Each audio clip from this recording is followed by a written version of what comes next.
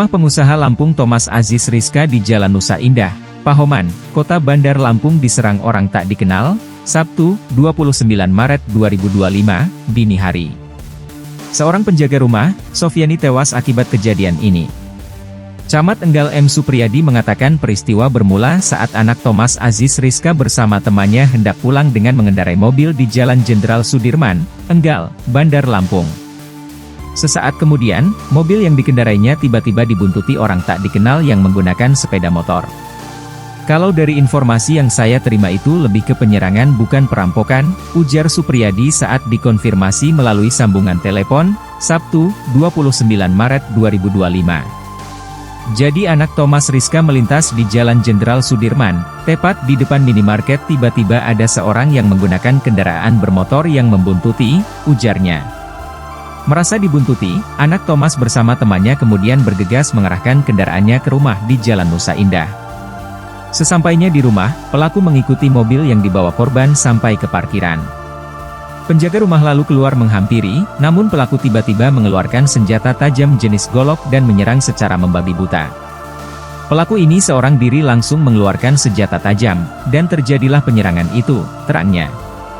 Akibat peristiwa tersebut, penjaga rumah Thomas Aziz Rizka meninggal dunia lantaran luka bacok di sekujur tubuhnya.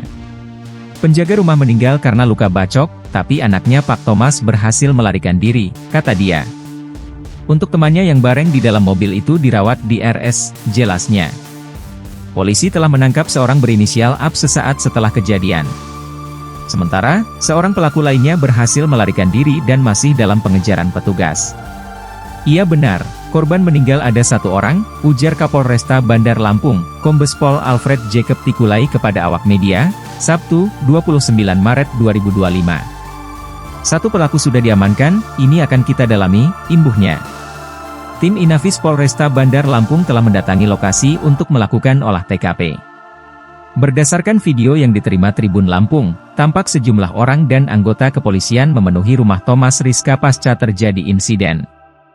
Di video lainnya, salah seorang korban dilarikan ke rumah sakit untuk mendapat perawatan medis. Dalam video tersebut juga terlihat Gubernur Lampung Rahmat Mirzani Jausal turut menjenguk dan berbincang dengan korban sedang dirawat di sebuah rumah sakit. Dalam perbincangan itu, salah seorang yang diduga menjadi korban menceritakan kronologis kejadian tersebut kepada Gubernur Mirza. Dia menjelaskan pelaku telah membuntuti kendaraan korban sejak sebelum pulang ke rumah Thomas Rizka. Sesampainya di rumah Thomas, dia mengatakan jika pelaku sempat terlibat adu fisik dengan orang-orang yang ada di rumah tersebut.